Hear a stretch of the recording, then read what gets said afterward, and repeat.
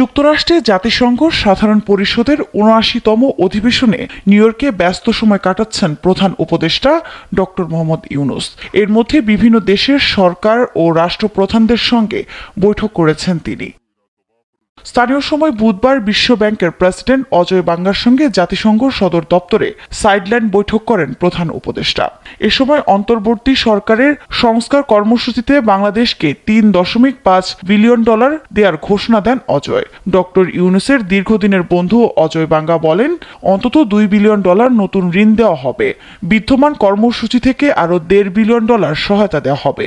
এ সময় এশিয়ার জ্বালানি খাতের সহযোগিতা এবং নেপাল ও ভুটানের উৎপাদিত হাইড্রো এনার্জি কিভাবে ভারত ও বাংলাদেশের মতো প্রতিবেশীদের দ্বারা ভাগ করা যায় সে বিষয়েও আলোচনা হয়। এদিন অন্তর্বর্তী সরকারের নেয়ার সংস্কারের উদ্যোগের প্রশংসা করে জাতিসংঘের মানবাধিকার বিষয়ক হাই কমিশন। ডক্টর ইউনূসের সঙ্গে সংস্থার প্রধান তুর্কের আলোচনায় ন্যায় বিচার, মত প্রকাশ, স্বাধীনতা, মানবাধিকার সহ বিভিন্ন বিষয় উঠে আসে।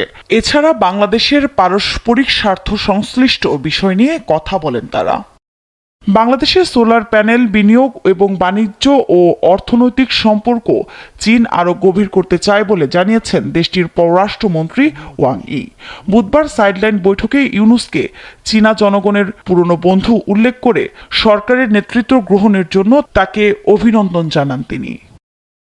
জাতিসংঘ সদর দপ্তরে এক সৌজন্য সাক্ষাতে সার্ককে পুনরুজ্জীবিত করতে ঐক্যমত জানিয়েছেন ডক্টর ইউনূস এবং পাকিস্তানের প্রধানমন্ত্রী শাহবাজ শরীফ।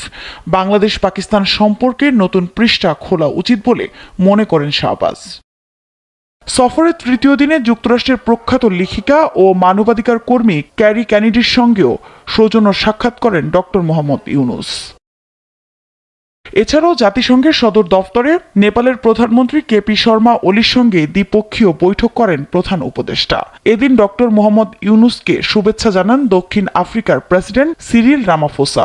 বৈঠক হয় ইউরোপীয় কমিশনের প্রেসিডেন্ট উর্সুলা ভন ডার লিয়েনের সঙ্গেও।